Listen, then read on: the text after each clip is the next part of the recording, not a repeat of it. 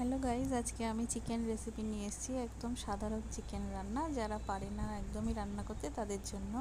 তো ফার্স্টে আমি কড়াই চাপিয়ে দিয়েছি গ্যাসে, তেল ঢেলে দিলাম কড়াইয়ে।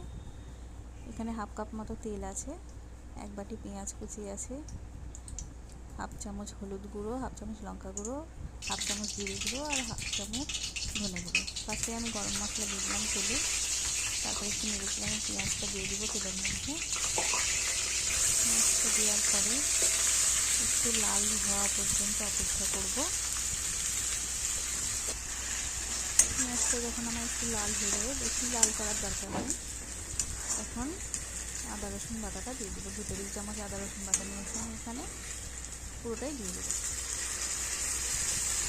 তারপরে একটু নাড়াচাড়া করে মশলাগুলো ঢেলে দেবো এর মধ্যে, জিরে মশলা নিয়ে।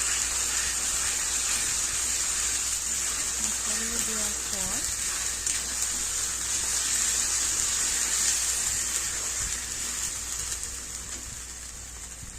মশলাগুলো ঢেলে দিলাম, একটু নেড়ে চেড়ে সামান্য একটু জল দিয়ে দিলাম।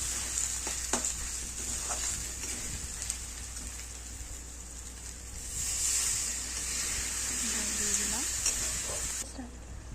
পরিমাণ মতো লবণ দিয়ে দেবো।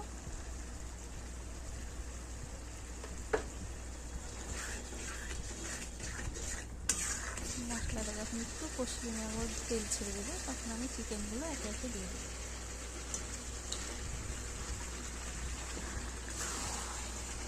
চিকেনটা দেওয়ার পর ভালো করে নেড়ে নেবে,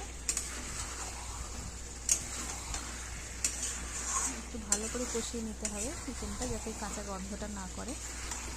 খুব ভালোভাবে কষিয়ে নেবেন নেড়ে চেড়ে। তারপরে কষাতে কষাতে দেখবেন এক পর্যায়ে তেল ছেড়ে দিয়েছে। দেখুন এভাবে তেল ছেড়ে দেবে যখন, তখন পরিমাণ মতো জল দিয়ে দেবেন। আমি এখানে 1 কাপ জল অ্যাড করেছি। আপনারা আপনাদের পরিমাণ মতো যদি কেউ ঝোল খেতে চান তাহলে আরেকটু বেশি অ্যাড করবেন। আমি এখানে বেশি ঝোল করবো না, তার জন্য আমি অল্প 1 কাপ মতো জল দিয়েছি। নেড়ে চেড়ে একটু ফুটতে দেবো, জল অ্যাড করে দেবো। উপর থেকে কাঁচা লঙ্কা দিয়ে দেবো। এরকম যখন ফুটে যাবে তখন আঁচটা একটু লো করে আমি এখানে হাফ চা চামচ দিয়ে দেবো মিট মশলা, হাফ চা চামচ গরম মশলা গুঁড়ো,